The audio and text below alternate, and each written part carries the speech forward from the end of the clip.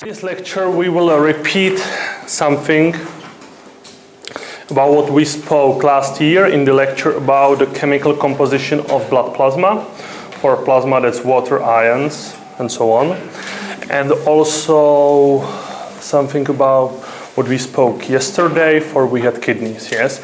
And kidneys play important role in the regulation of both water and minerals in the body, yes? Do you know what is internal environment? What does it mean, this term? For it's widely used in clinic. Yes, internal environment means the composition of liquid surrounding cells. Yes, so we can say that it's the extracellular fluid. Yes, but doctors are speaking about the internal environment. Yes, it's a very important function for, our cells want to be in the water that has, or in the liquid that has constant volume, constant composition, yes? If you change the amount of this liquid or the composition of this liquid, it will harm the cells, yes? And therefore the composition and the amount of internal environment is very important function, and all doctors should know how looks like the internal environment of his patient. Yes, it's same important as the blood pressure, as the heart frequency, as the body temperature. Yes, so the composition and amount of internal environment is very important. Our cells want this internal environment to be stable. Yes. They want to have stable volume or constant volume of this fluid that we call isovolumia. There should be constant osmolarity or tonicity. It means isoosmolarity. Stable composition, it means ionic composition. It means isoionia. And the fourth balance that we want to keep is the constant concentration of hydrogen protons. It means constant pH. That's called isohydria. Yes? In this lecture, we will speak about these three balances. It means how the body keeps stable volume, it means stable amount of water. How the body keeps the stable osmolarity. It means stable amount of osmotic active particles. And the stable amount of ions, it means isoionia. Yes? Next lecture, on Monday next week, we'll speak about this, about the acid-base balance, how the body keeps stable concentration of hydrogen protons. So we will start about the water. This is repetition about this we spoke last year. You know that in our body, we have about 60% of water. Yes, that water forms 55 to 60% of body mass. Yes, that we call total body water or whole body water. Yes, but you know that this amount differs. That sometimes we have more water and sometimes we have less water. The younger we are, the more water we have. Yes, newborns have. Jo, vrací klíče. Děkuju. If you are small, the younger you are, the more water you have. The newborns have about 80% of water in their body. Yes. The older you are, the less water you have. Yes. So old persons have, for example, 40%. Not this 60, but they have 40. Yes? And the older, the less water. So you can say that during your life, you lose water. Women have less body water than men. Why? They have more fat. They have more fat. Fat is lipophilic compound. And you know that lipids like to be together, but they hate water. Yes? Therefore, fat persons or obese persons, they have also less water. Yes? If you have a person with 200 kilograms, you are sure that the total body content is not 60%, but it's about 40%. Yes? For 200 kilograms, that's more than 100 kilograms of fat. And there is no water inside. Also, during pregnancy, women have more water than normal. Very often at the end of pregnancy, women develop edema. Yes? For during pregnancy, there is a retention of sodium and water in the body. Yes? So pregnant women, they have more water than normal women. Also, repetition is that you know that water can be in two compartments, in two body compartments.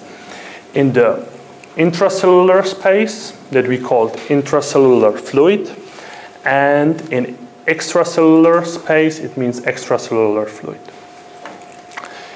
In adults, intracellular fluid makes 2/3 of whole body water, and the rest, it means 1/3, is for extracellular fluid.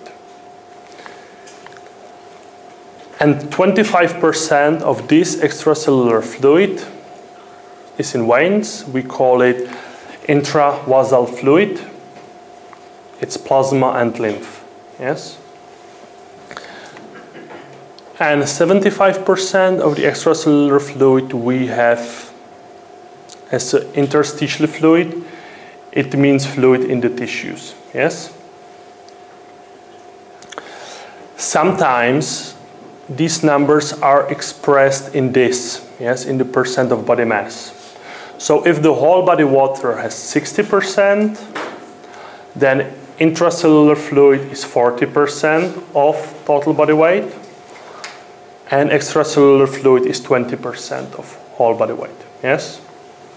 That you have here written. Some books prefer this expression.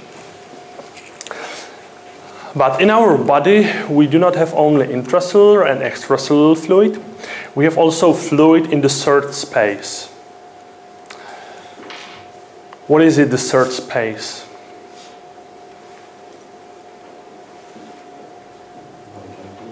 Yes, so we have some normal cavities in our body. Yes, and in these cavities we have water. Yes. One example is cerebrospinal fluid. This fluid is in the subarachnoidal space. Yes, it surrounds our central nervous system, our brain and spinal cord. We have about 150 milliliters of cerebrospinal fluid. Then all fluid that we have in gastrointestinal tract. Gastrointestinal tract is also third space. And you know that per day we produce about 7 to 9 liters of digestive juices, and all of them are fluids in third space. Then we have synovial fluid, and then fluid in pleural, pericardial, and peritoneal cavity. Yes? So the water in the body can also accumulate here. Yes? For example, if the water accumulates in peritoneal cavity, we call it, do you know how? How we call the accumulation of water in peritoneal cavity? Ascites. Yes?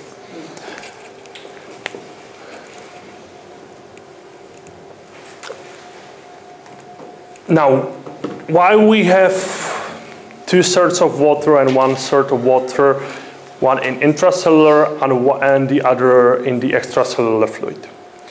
You know that the movement of water in the body is passive. There is no active transporter for water. The molecules that enable transport of water are called aquaporins. Yes, and aquaporins enable transport of water between the compartments. Yes? And the movement of water is driven by some force, and the force is called osmotic pressure. That's the pressure of osmotic active particles. Yes? We express it as the osmolarity. Osmolarity is other way how to express the concentration. Yes, it has values millimoles per liter or milliosmoles. It's the same thing.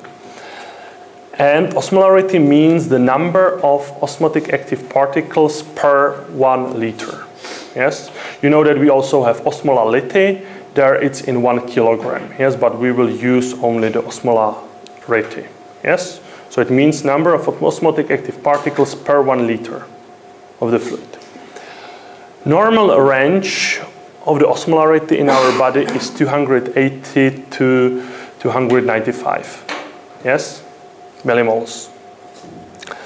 And majority of this value is influenced by the low molecular weight compounds. It means by some small compounds, by ions, cations and anions, by nutrients, and then by waste products. If you know this, you can calculate the osmolarity. Yes, you as a doctor. For normally from the lab, you do not gain the result of osmolarity, but only the result of basic ions, basic nutrients, and basic waste products. Yes, but the lab do not calculate the osmolarity. But you as a doctor, you can calculate it, for you know that the osmolarity is influenced by ions, nutrients, and metabolites. So you take the main representative from these groups. For ions, you take sodium, and you multiply it by 2. Why by 2? Yes, for if you have sodium, it has positive charge. It has to be accompanied by some anion in the same amount. You know that in extracellular fluid is sodium accompanied by chlorides and by bicarbonate. Yes? Then we take the metabolite with the highest concentration, that's urea. You know that we have about 2.8 to 8 millimoles of urea per liter in plasma. Yes? So this is the representative of the metabolite. And the glucose is the representative of nutrients. It has the highest concentration. Yes? So from these three values, you can calculate the osmolarity, and we call it calculated osmolarity. Very useful for the doctor can be if you calculate something that's called osmotic gap. The osmotic gap you gain if you have the measured osmolarity, it means the osmolarity from the lab, minus the osmolarity that you calculate. Normally the osmotic gap is quite small, it's about 10, yes? The osmotic gap, that's all other compounds that are not in this formula, yes? So there is, for example, potassium, then some amino acids, some other waste products as creatinine, uric acid, and so on, yes? Normally it's about 10, 15, the osmotic gap. But if you measure this, you calculate according to this formula, and you gain osmotic gap 40.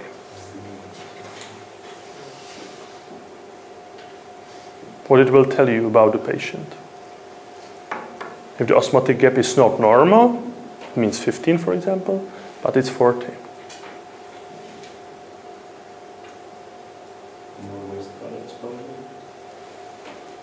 You have more of the osmotically active substances that are not in the calculator. Yes. So it can be waste products, but in general it tells to you in plasma is something that's osmotic active, and it's not the normal sodium, urea, or glucose. Yes? Is it 10 was normal?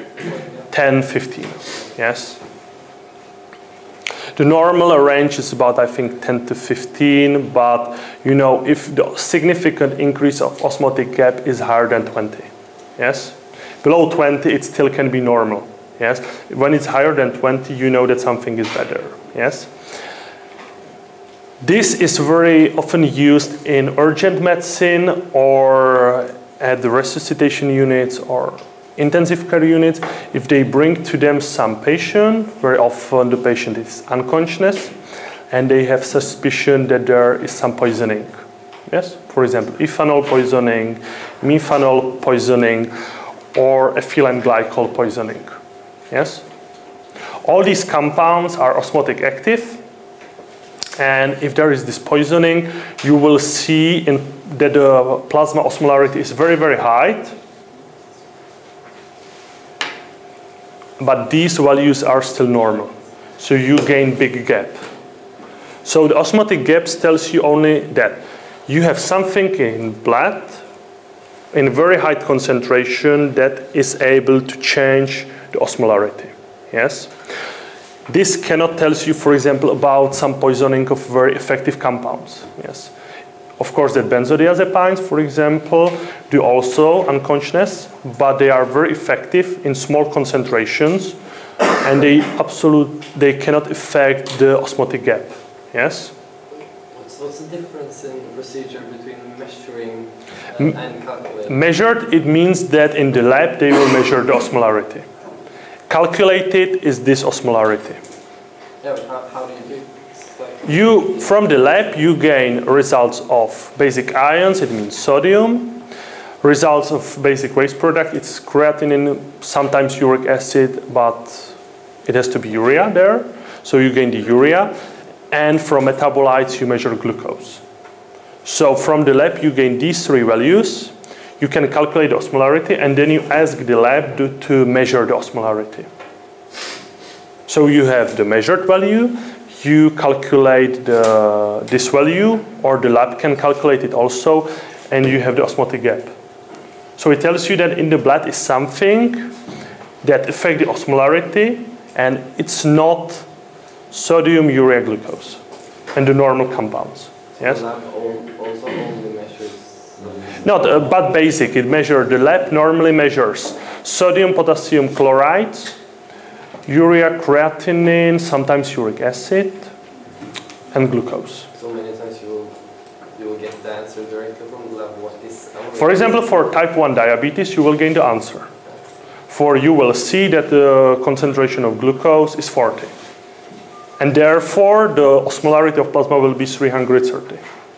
Yes? But very often happens that you have some patient, you have only the basic values, and now you have to distinguish. So I think that majority of these patients have ethanol, yes, or methanol due to the patient's history. And of course that you can measure it directly in the lab, but easier and faster is to do this. And if you see, you have suspicion this patient is drunk, and you see that there is no normal osmotic gap, you know it's not. It can be, for example, the benzodiazepines. So you will measure benzodiazepines and not ethanol. Yes? So this value is only screening. Yes? The same I will tell you in next lecture, where we have an ion gap. Yes? It will be very similar. It's a screening method, very fast. It cannot tell you the end diagnosis, but it can show you the way how to go to it. And it's 10 to 15 millimoles? Yes, normal, millimoles. That's the rest, what's not in this formula. It means potassium, it means creatinine, uric acid, amino acids. Yes? What's not in the formula. And pathologic values are higher than higher than 20. Yes? But for example, if you have 2 promille, after ethanol, you have the gap 40. Yes? You have very high osmolarity if you are drunk. How the osmolarity is regulated? You know, osmolarity is strictly regulated. Yes? Normally, per day, the changes can be only to 2%. Yes?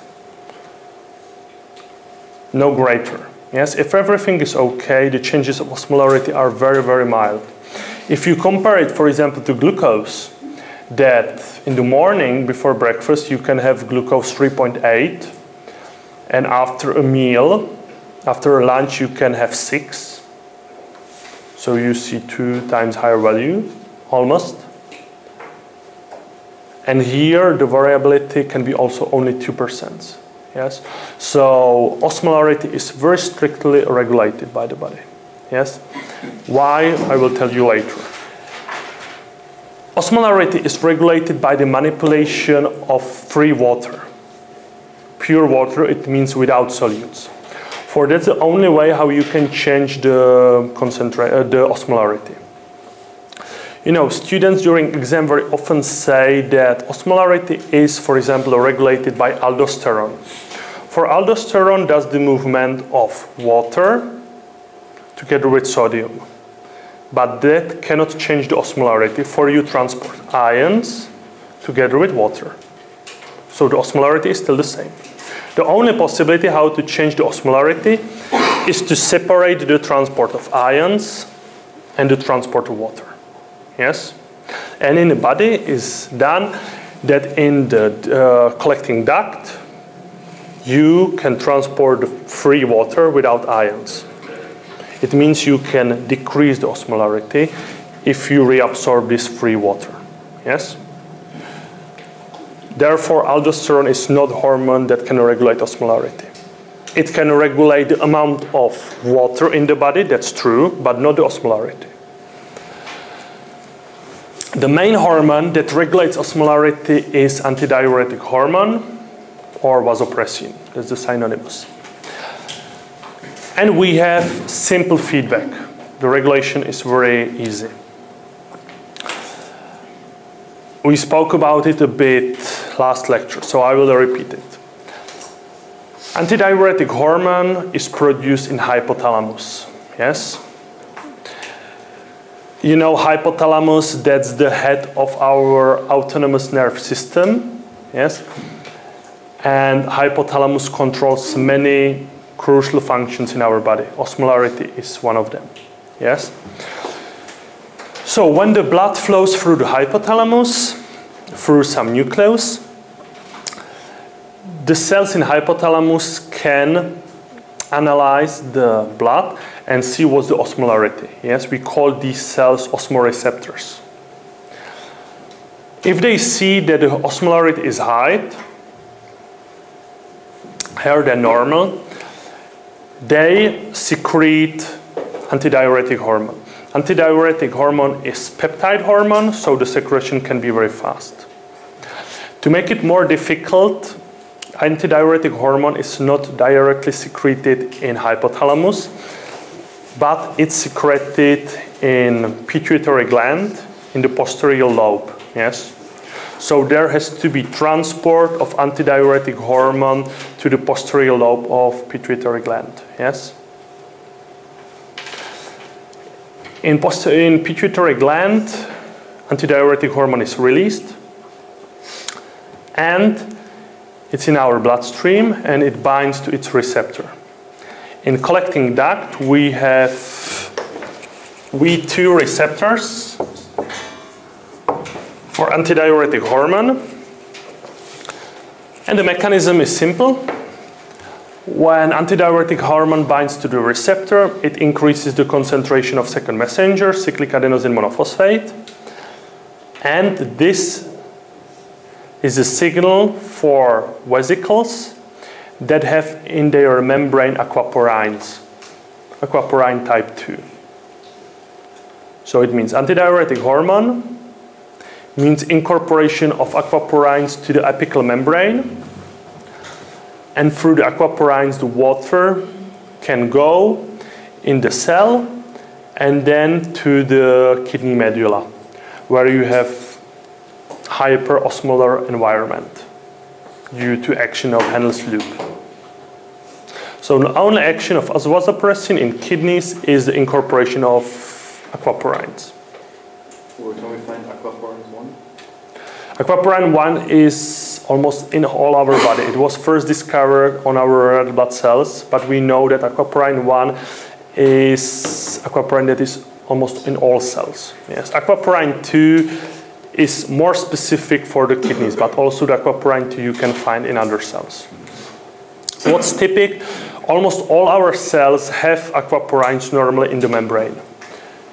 Cells in collecting duct, they have almost none aquaporine unless there is antidiuretic hormone. Yes? Excuse me. Is the kidney the only target of vasopressin? Not. Or it has more? In 2 minutes I will speak about the second target. For we have V1 receptor also. So you see here no ions, only water. So the result is more free water to the body. It means you have you lower the osmolarity. Yes? So antidiuretic hormone decreases the osmolarity. Here we have described the process. There was the question whether antidiuretic hormone has some other action in the body. It's true, but it's a bit bad action for the osmolarity. You know, antidiuretic hormone is typical stress hormone. Yes, when you have some stress situation, our body reacts very simple. It activates the stress axis. It has some neuronal part and some hormonal part. The hormonal part of stress axis consists of 3 main hormones or 4 main hormones. It's catecholamines, glucocorticoids, mineralocorticoids, and antidiuretic hormone. So you can say that in all stress situations, you secrete antidiuretic hormone. One stress situation for the body is, for example, low blood pressure. Yes? If you have low blood pressure, it means you have lack of fluid in the vessels. You want to put there fluid. Yes? And antidiuretic hormone can give the water to the vessels. Yes? For it reabsorb water. But the problem is that here the signal is not the osmolarity. Yes? But still, antidiuretic hormone has the effect in kidneys. Yes? On the V2 receptors. V1 receptors of antidiuretic hormone are in blood vessels, in pre-arterioles, and they does the vasoconstriction. That's V1 receptor. V2 receptor is in kidneys. So what happens when you have low blood pressure? You does the vasoconstriction, and also you absorb free water in the kidneys. But the problem here is that your osmolarity at the beginning was normal. Your only problem was some stress situation, for example, hypotension. So here, the effect of antidiuretic hormone in kidneys can harm the body, for it will still decrease the concentration, it will still decrease the osmolarity. You can develop, especially in critical stages for low blood pressure, is for example typical for polytrauma after car accident. You can develop very, very low osmolarity, yes, due to the antidiuretic hormone. Yes, for the body wants to save the blood pressure, to keep the perfusion of organs, and it doesn't matter that you have low osmolarity, yes, for the body. Unfortunately, the brain can be damaged by the hyposmolarity. Yes.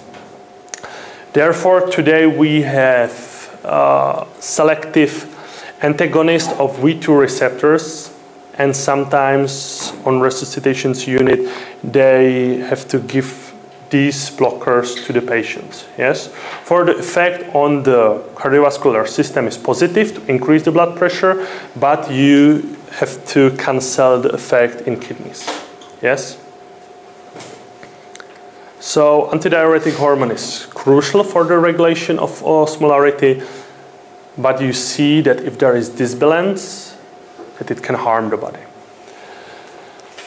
You know, you as a doctor, you don't want to play with the osmolarity. Yes? For if the patient comes to the hospital, you don't want to produce new problem. Yes? And you know that almost all patients in hospital, they have some infusions. If you have to decide what infusion you want to give to the patient, the easiest way is to give the infusion that has the same osmolarity as patient. Yes, as the plasma of patient. These solutions that have the same osmolarity we call isotonic solutions. Here we have several examples of them. Yes, normal saline, that you know it's not normal, for it consists only of sodium and chlorides. Better are these balanced solutions, Ringer or Hartmann solution, for they have the ionic composition similar to the plasma ionic composition. Yes. Of course, that in some situations you have to give not isotonic solutions by hypertonic or hypotonic solution. Yes, but you have to know why to do this. For if you give a lot of hypotonic solutions to the patient, there will be disbalance between the osmolarity in cell, in intracellular space, and the osmolarity in extracellular space, yes, that you changed by the infusion. And if the change of osmolarity is very, very fast, cells cannot prepare for this change, and the process will be that the water will go along the osmotic pressure into the cell. Yes, so if you give a lot of hypotonic solutions, you decrease the osmolarity, the free water will go into the cells and you will develop what? Cell edema. If we are speaking about erythrocytes, there can be a rupture of their membranes and we call it hemolysis. Yes? The hemolysis we can see quite nice. Yes? More or bigger problem is the edema of brain. Yes? For the same thing, we have not only edema of erythrocytes, but we have also edema of astrocytes, of neurons. Yes? And you know that our skull cannot be bigger, so the brain is compressed in the skull. Yes? And that's the bigger problem what a patient can have when you very fastly decrease the osmolarity. Yes? So the brain edema. But also the changes of osmolarity in the other direction. It means if you give a lot of hypertonic solutions aren't good. It's especially toxic for our brain. For our myelin sheaths need to have the proper osmolarity. Yes, and especially harmful for them is high osmolarity that drains water from them. Yes, if you have very high osmolarity or very fast change in the osmolarity, you develop something that's called osmotic demyelinization. Yes, in general you destroy the myelin sheaths, especially you can see in the brain stem. Yes, in Pons virale you can say it. Yes. So it's not good to play with the osmolarity in both directions, not to decrease, not to increase. The best thing is to keep it, yes? The question is why you can fight patient that has osmolarity 340 and he has no problem. Very often to the hospital comes patient that has osmolarity 340 and he has no demyelinization. Because it occurred gradually? It wasn't rapid? Yes, it was not rapid. If you have slow change of osmolarity, the cells can prevent the damage, for they change their osmolarity also. Yes? If you decrease the extracellular osmolarity slowly, the cells will excrete their ions and other osmotic particles to decrease their own osmolarity also. On the other hand, if you have, for example, higher osmolarity due to glucose in type 1 diabetes, and the increase is slow, the cells will retain the ions inside to maintain the balance. Yes? The problem is if you fast decrease the osmolarity or fastly increase the osmolarity. That is the problem. But the slow changes you can do. So here we have what I spoke about. So do you have a question to osmolarity and about the isoosmia, how to regulate osmolarity? 5% glucose, is it isotonic or hypotonic? According to the calculation, it's isotonic, but the problem is that, if you give the glucose will be consumed by the cells. The end product is carbon dioxide and water. So at the end, you give with the 5% glucose only pure water. Yes? For the solution is isotonic, if you calculate. But if the glucose is metabolized, you gain only water. So the final effect is hypotonic. So very often, if you have patient with some dehydration, you give together 5% glucose and some balanced solution. Yes? The balanced solution to keep the osmolarity stable, and the 5% glucose slowly to decrease the osmolarity. Yes? So very often these two solutions are given together. Yes, on first 2 hours glucose, the next 2 hours balanced solution. So that was about the osmolarity. Now about the volume. So the isovolumia. So how to keep the volume? The volume of water in our body is controlled by the amount of sodium in our body. Yes? For sodium is the main extracellular cation. And where you have sodium, there you have water. Yes? If you want to lose water, the water has to go through the extracellular compartment. It means the sodium has to release this water. Yes. So therefore, the amount of water in our body is controlled by the amount of sodium in our body. For where you have sodium, there you have water. Yes. And therefore, the sodium influences a lot of other parameters. They're dependent on the amount of water in the body. Yes, all hemodynamic parameters, as for example blood pressure, heart frequency, are dependent on the amount of intravascular water. And this amount is controlled by the sodium. Yes, so the total volume is controlled by the sodium content. Sodium is the main extracellular cation. The concentration is about 140 millimoles. In cells, we have lower concentration. Yes, there is about 8. So you see big gradient between extracellular and intracellular space.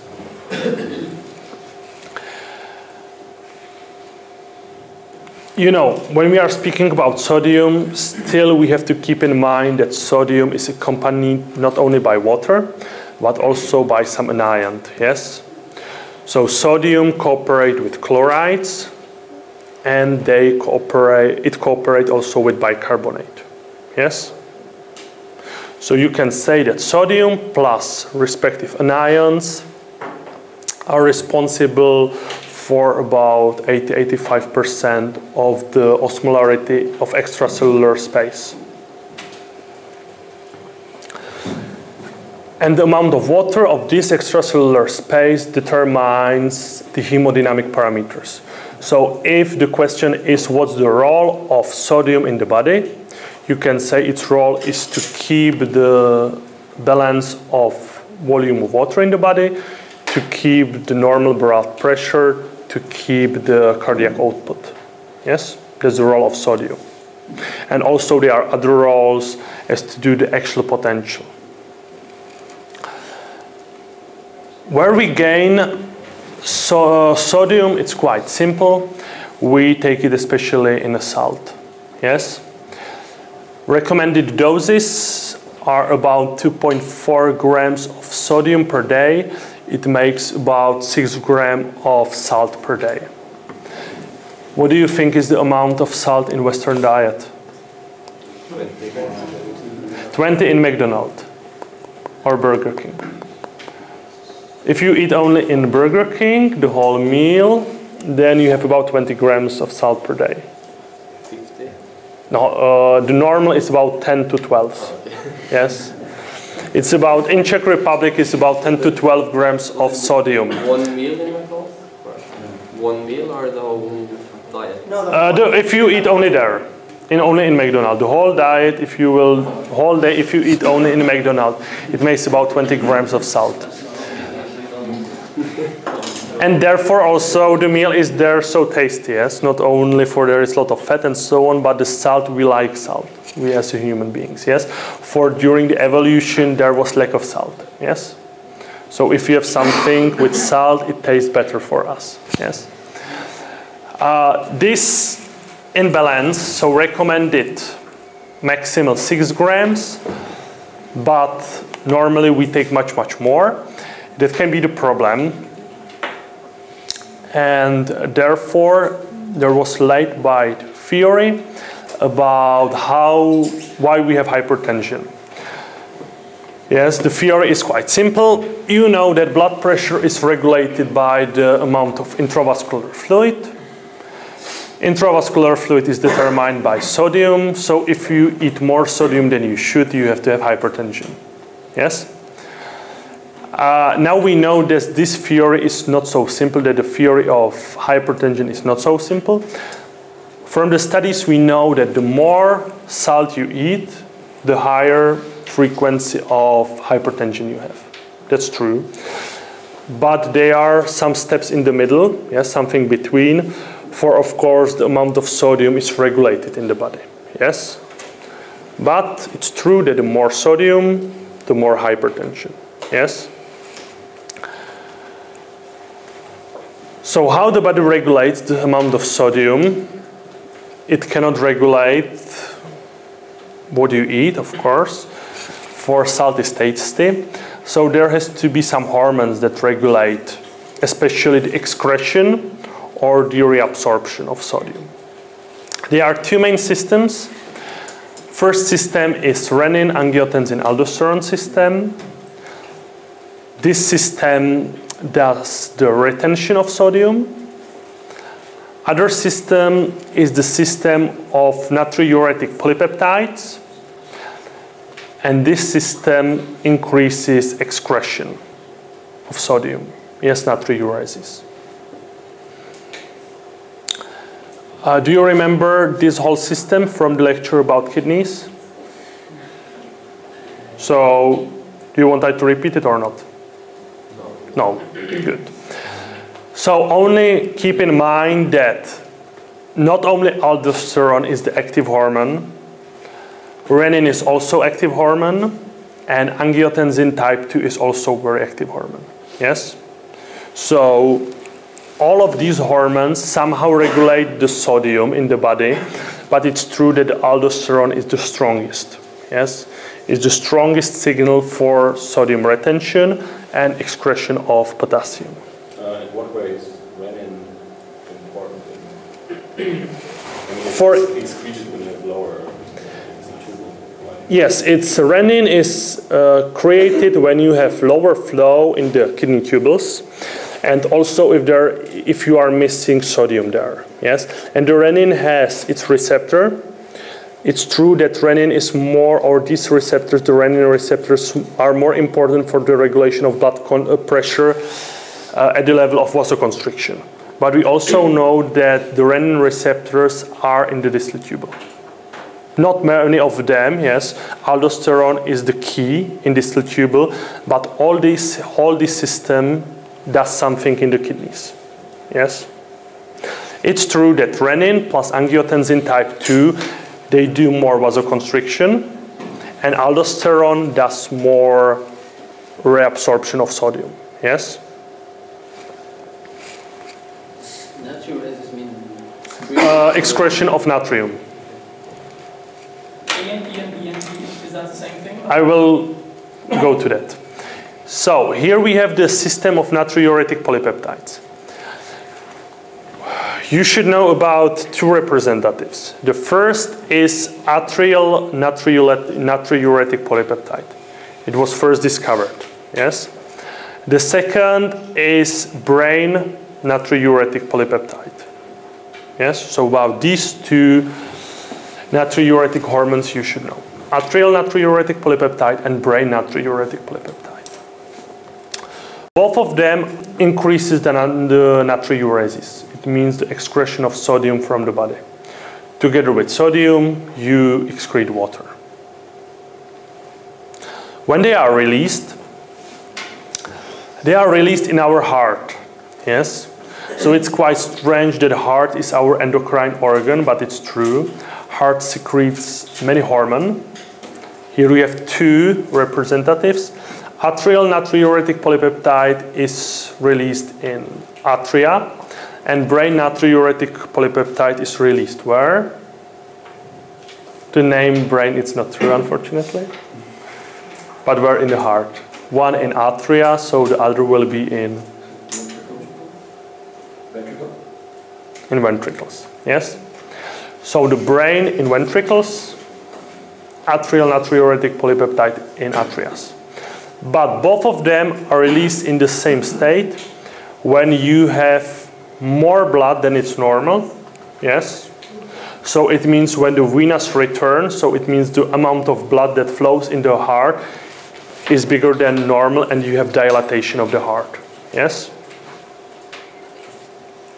But they are released in different part of heart. Yes? So these two systems, they regulate the amount of sodium in the body, and therefore they also influence the amount of water in the body.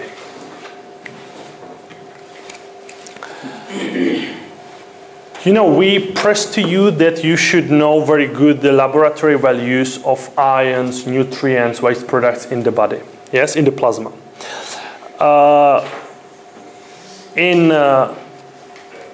To know the plasma concentration of ions have some limitations.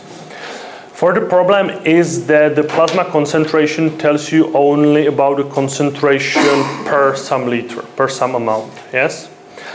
But very often you want to know the total amount of the ion in the body, yes? For the total amount of sodium tells you about the total amount of water in the body. And from the plasma concentration, you cannot say the amount of sodium in the body, yes? The same you will see for potassium, yes? The laboratory values are for you important. For the laboratory values influences, for example, the stability of the excitatory tissues, the actual potential, yes? But these values cannot tell you nothing about the total body stores of the ions. If you want to assess the stores or the total stores of sodium in the body, you have to use other methods. And the methods are quite simple. It's the basic clinical examination. And why? For if you have a lot of sodium, you have a lot of water. So you have to find some signs on the patient that he has a lot of water. If the patient is missing sodium, he is missing water, and you will see a lack of water on the patient. Yes? So, lack of sodium, it means decreased volume of extracellular fluid. You can see by the signs. The easiest sign is the tachycardia. Yes? If you have lack of intravascular fluid and you want to keep the cardiac output, it means the amount of blood that is pumped by the heart per minute. You have lack of blood, so the heart has to do many more beats. Therefore, you have tachycardia, higher blood frequency, heart frequency. Other sign is orthostatic hypotension. What is it? You get really dizzy when you stand up too fast. Yes. When you stand up, you can collapse, have a collapse. Yes.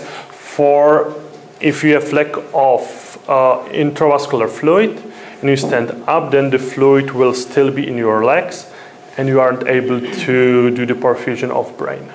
Yes, so it's a very good sign also.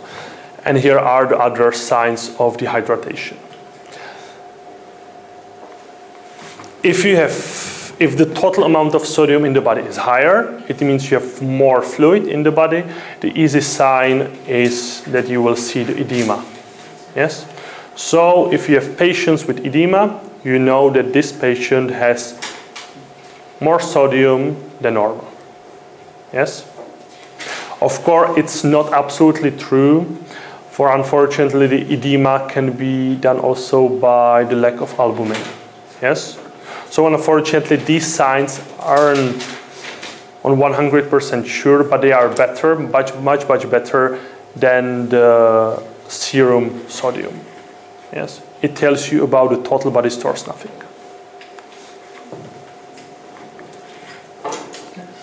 And before the break, last thing are chlorides. Chlorides are the main extracellular anion. The concentration is about 100. In intracellular fluid, we have lower concentration, is about 5. Yes? So you see big gradient, the same as for sodium. If we are speaking about chlorides, many functions of chlorides are related to sodium, yes? For when you move with sodium, you move not only with water but also with chlorides. Yes, for if you change the location of plus charge, you have to change the location of some minus charge. Yes? You know, sodium can be accompanied by two anions, by chlorides or by bicarbonate. And these two acids are very, very different. For chlorides, they are anions of strong acid, and bicarbonates are anions of weak acid. And these two anions can change their concentration ratios. So if you change the amount of anion of strong acid, it will change the concentration of the hydrogen protons also. So chlorides have very big importance for the acid-base balance in the body. Yes? We'll speak about it next week. Other function of chlorides are simple. They form the gastric juice. And from immunology, you know that chlorides can be used in our phagocytes to kill the bacteria. Yes? From chlorides, you produce hypochlorous acid. Yes? So these are 4 functions of chlorides. And the last note, we have no hormone that regulates directly the concentration of chlorides. There is no hormone that can increase the concentration or decrease the concentration. Yes? Everything is done secondary through sodium. So if aldosterone changes the concentration of sodium, it will influence also the concentration of chlorides. And the same for natriuretic polypeptides. Yes? So no direct hormone for chlorides. What was ABB? ABB is acid-base balance. Oh. So that's, do you have questions to this? So if not, then we have a break till 35. Two intracellular cations, potassium and magnesium. So potassium is the main intracellular cation. About 98% of all potassium is inside the cell. Yes, the concentration of potassium in the cell is about 155 millimoles. In extracellular fluid, we have only 2% of total potassium, and the concentration there is about 3.8 to 5.2. If you see the big difference, 98% inside the cells, 2% outside the cells, and from the lab you gain only the concentration in plasma. You see that the concentration of plasma cannot tell you nothing about the total potassium stores. Yes, that it's very insensitive value. Yes, for 98% you have in cells, and that you cannot measure. You measure only the small amount that you have in plasma. Yes. Where we take or where we gain the potassium, you know, potassium is especially in fruit and vegetable. Do you know in what fruit we have the highest amount of? Bananas? Bananas are on the second place, but it's also good. Was on the first place. It's the orange thing. Mandarin. Not that. Mango. That also not. We also can grow it in Czech Republic. We have peaches, and more orange thing are apricots. Yes, apricots, they have the highest not concentration, the highest amount of potassium. And there you have hundreds of millimoles of potassium in apricots, yes. If you see that normally the intake is about 50 to 150 millimoles, so if you eat about 1 kilogram of apricot, you will develop very, very severe hyperkalemia, yes. And every year we have, in summer months, we have several episodes when some old patients eat a lot of apricots, they develop some arrhythmias, and they have to be taken to the coronary unit due to that, yes?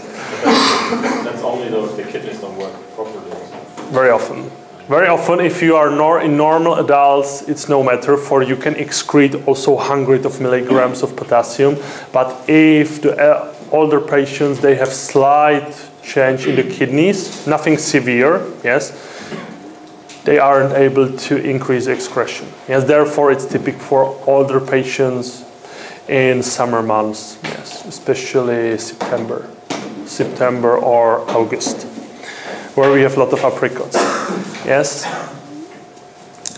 So you as a doctor, of course, that the best way how to do this substitution is by some natural sources. Yes. So very often the doctors, when they see that the patient has low kalemia, they said to them, so you should eat more fruit, bananas or apricot, but you have to say them not more than 2 bananas per day. Yes. For the old patients are sometimes able to eat a lot of banana, yes, when the doctor said to them, yes. Maybe that there should be some regulation by European Union, yes, for it's very dangerous fruit. How we lose potassium? Majority of potassium is lost from kidneys, yes. Normally it's about 40 millimoles. But we can excrete hundreds of millimoles. If everything is good, our kidneys can excrete a lot of potassium. Here, I will show you one big difference, and I think that you already know it, so I will only repeat it.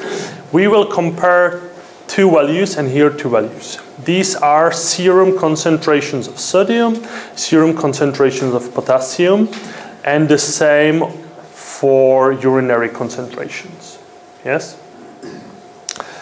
If you do the division and you will calculate the ratio, you see that the serum sodium-potassium ratio is about 32 to 1. And the urinary ratio is 2 to 3 to 1. So you see that our kidneys are organs that reabsorb a lot of sodium and secrete a lot of potassium. Yes, that kidney is the organ that when everything works good has to excrete a lot of potassium. Yes, therefore, if the kidneys have some problem, the concentration of ions that rose rapidly is especially the potassium concentration. Yes. You know, if you want to change the concentration of potassium in the plasma, you have 2 ways. The first is that you change the total amount of potassium in the body. Yes? But this is quite difficult. For if you know that 98% of all potassium is normally in the cells, so you have to eat a lot of potassium to increase the concentration in blood. Yes? For the majority of the potassium intake will go into the cells. Yes? So it's a very small increase. If you want to do a rapid increase or decrease, it's better to change the distribution. It means the portion of intracellular and the portion of extracellular. Yes? And the majority of changes that you as a doctor you will see are these problems. Yes? This is only for patients with kidney problem or with patients with apricot poisoning. Yes? But the majority is this. So the majority of disturbances of plasma potassium is done by problems in distribution. Yes? So it's not 98:2, but it will be, for example, 95:5. Yes? And this small change can rapidly increase the concentration of potassium.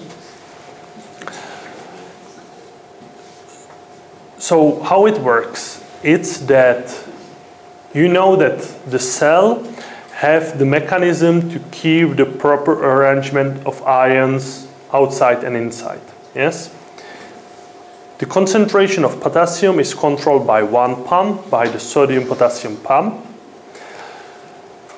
And this pump is responsible for the proper arrangement. So sodium outside, potassium inside. Very often the hyperkalemia develops when these pumps do not work properly. Yes? It means potassium will be still in extracellular fluid and it cannot be transported to the cell. Yes? When you have this... Yeah, I have a question. What do you mean? When glucose enters the cell... I will go to that. Okay, I am now here. I will do to this and this. How you can change the function of NAK ATPase? We have some drugs, but that's not very common.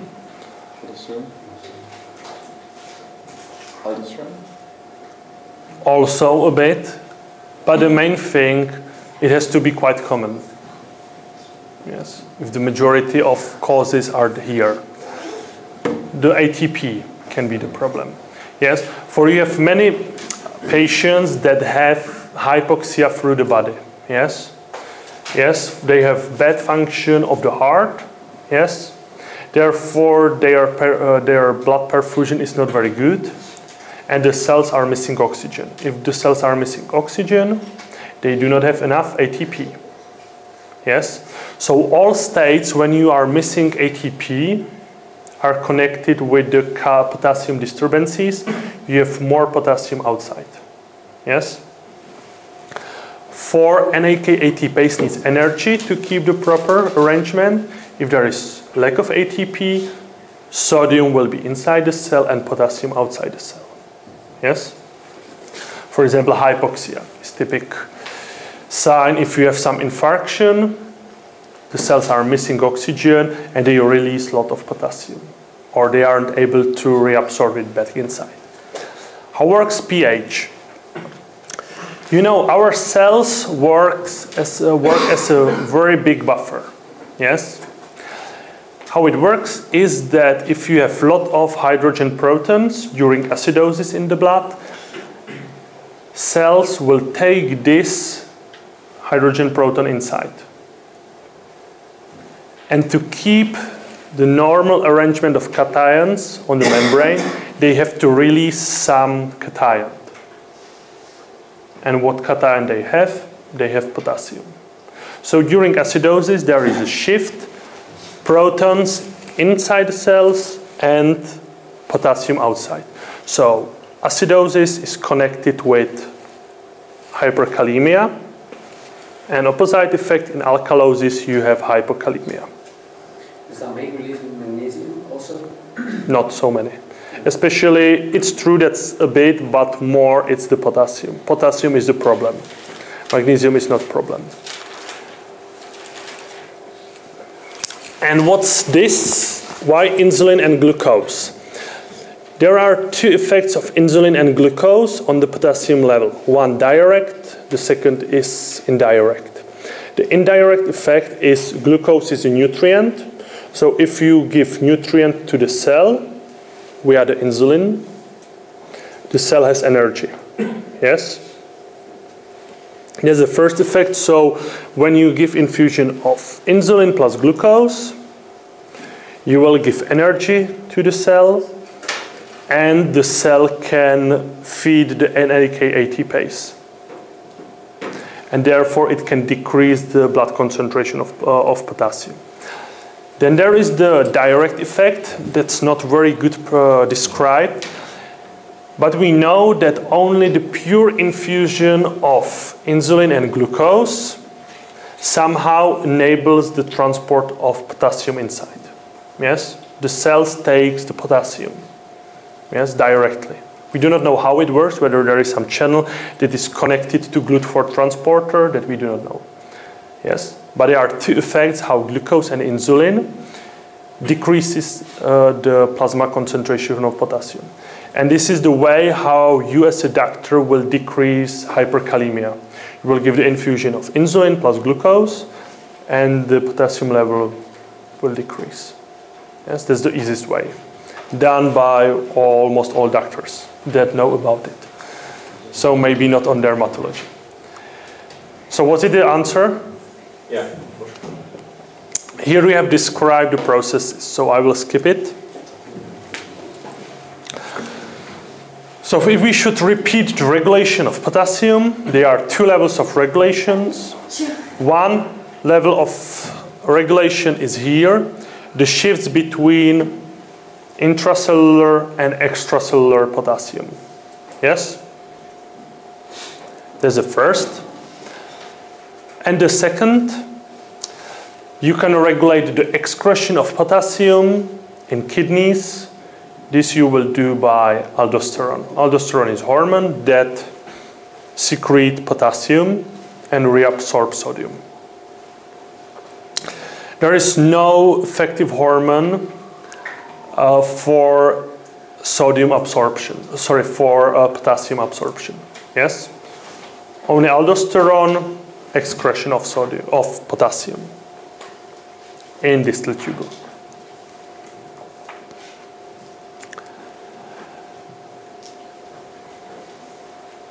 Here you can see what happens if there is the disturbance between intracellular and extracellular potassium. Yes. If there is some problem, if you have less extracellular potassium or if you have more extracellular potassium, it will change the function of many tissues, especially about the tissues that do the axial potential, for you know that potassium is important for the repolarization phase in axial potential. And the best sign that you can see is this. So it's EKG. And you see here the changes on the EKG during hypokalemia and during hyperkalemia. Yes? And very often the cardiologist, when they see some strange EKG, there is no infarction, no markers for infarction. They wait till the laboratory results arrives and they look at the value of kalemia. Yes? For many arrhythmias are due to disturbances in potassium level. Yes?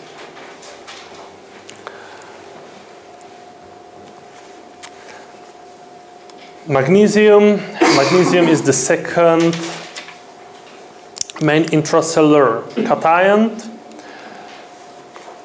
The concentration in plasma is about 1. And magnesium has many, many functions in the body. From the biochemical point of view, it's a cofactor of more than 300 enzymes. Yes? So it has a very wide effect on our metabolism. Also, magnesium has its role in excitatory tissues.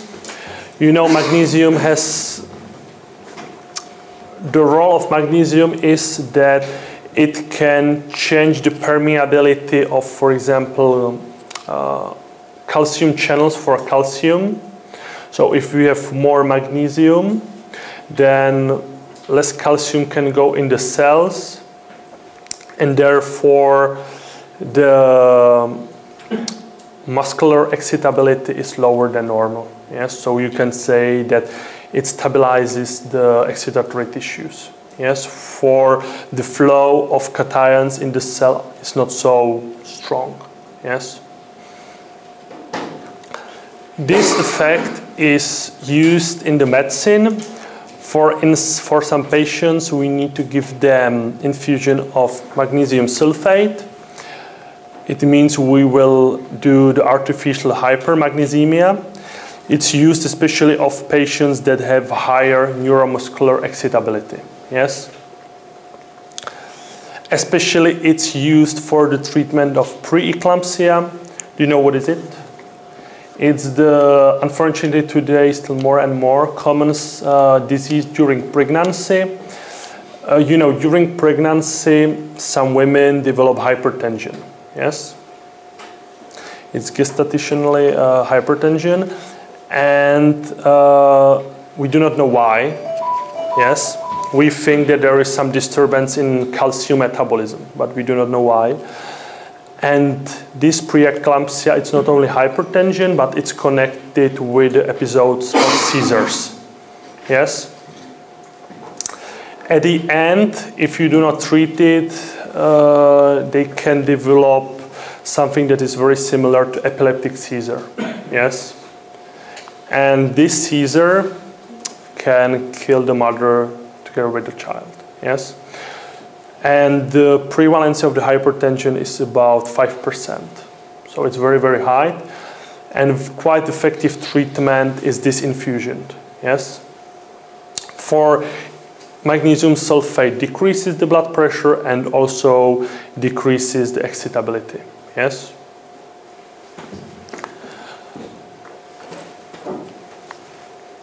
About calcium. Or do you have questions to potassium and magnesium? Calcium. We'll go back to extracellular space. For calcium, the majority of calcium is in extracellular space. Yes, 99% of all calcium is in bones. Yes, in form of hydroxyapatite. The concentration in intracellular fluid is very, very low. It's about 10 to minus 8. So if you compare it with extracellular concentration that is 2.2 to 2.75, this is very, very, very, very low concentration. Yes? 10 to minus 4. Yes, is this difference. This distribution is very, very important. Yes, it's the biggest gradient for all ions. Yes, biggest gradient have calcium. What roles of calcium in the body we know? So we know that majority of calcium, about 1 kilogram of calcium we have in bones. You know that calcium is important for muscle contraction. You know that calcium is important not only for muscle contraction, but also for the processes that are, for example, release of neurotransmitters. Yes? Without calcium, you cannot do coagulation. You know that the easiest way how to stop blood clotting is to remove calcium. Yes? If you remove calcium, you can have plasma. Yes? So no blood clot. Why is there so big difference for intracellular and extracellular concentration? Is for calcium has many roles inside the cell. You know that calcium inside the cell is signal molecules. Yes? Signal molecule, and concentration of signal molecules normally is very low. Yes, concentration of hormones that's in millimoles, not in millimoles, but it's in micromoles and nanomoles. Yes, therefore the concentration of calcium is so low in the cell. For cells, it's a signal molecule, and concentration of signal molecules has to be very, very low. To keep this small concentration, we have two transporters in the membrane. First is secondary active transport with sodium. One calcium cation is transported out the cell, and 3 sodium cations go inside the cell. Yes? So it's sodium, calcium antiport. Second transporter is active transport, and it's calcium pump. So you consume ATP and you transport calcium out the cell. The problem is when you do not do this. If you increase the concentration of calcium in the cell, you will start some positive processes. It's a release of neurotransmitters, muscle contraction. You can regulate some pathways. You know that, for example, glycogenolysis is regulated by calcium. Yes?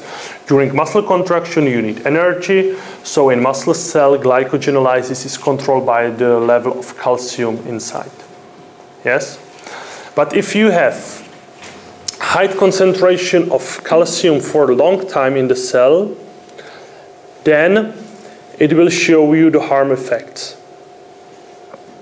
It activates many enzymes. I think that you know better than I the role of calcium in apoptosis. Yes? How is calcium important for apoptosome? Simply we can say that calcium activates some enzymes. One example are phospholipases that start to degrade some compounds that are signals for the cell that something is bad inside me and I should commit a suicide. Yes? This discovery was very, very important. Why important? For before 30 years, we very often as doctors increased the concentration of intracellular calcium. Especially it was the story of treatment of heart failure. There was one drug that was called digoxin. And this drug increases the concentration of intracellular calcium. What was the effect? The heart was stronger. Yes? The pump works better. But then it was discovered that the patients on digoxin die sooner. And the expression is here. For we increase the intracellular calcium, it means we increase the strength of the beat, but also we increase the apoptosis. Yes? And therefore nowadays we do not give digoxin, for we know that calcium has two sides, one good side, but the other it's apoptosis side. Yes? The regulation of calcium, I think you know good, for you had special lecture from physiology from it. Yes? There are three hormones: parathyroid hormone, calcitonin, and active vitamin D. It means calcitriol. Parathyroid hormone releases calcium and phosphates from bones, and then block the secretion of calcium in kidneys. Calcitonin has opposite effect. It decreases the concentration of calcium, but you know that calcitonin in humans is not very effective hormone. So the second effective hormone together with parathyroid hormone is vitamin D, in active form calcitriol. And vitamin D increases the resorption of calcium from small intestine and also from kidneys. Yes? This is very favorite question, regulation of calcium. Yes. Very often also the last question during the exam. And the last, phosphate. Phosphate is very important. Intracellular anion. It's the main buffer in intracellular fluid. Yes? In extracellular fluid, the main buffer is bicarbonate. In cells, it's phosphate together with proteins. Other roles of phosphates, of course, it's together with calcium in bones. And then you know many, many organic compounds where you can find phosphate. You can find it in DNA, you can find it in ATP, in phospholipids, and many other things. Yes? So if you are missing phosphate, when you have lack of phosphate, there is no one sign that you can show. Yes? It's wide range of signs for the whole metabolism works bad. Together, there are problems in bones, but it's very difficult to say this patient has problem with phosphate. Yes? The only marker that you have is the level of phosphate in blood, but for its intracellular anion, it tells you almost nothing. Yes?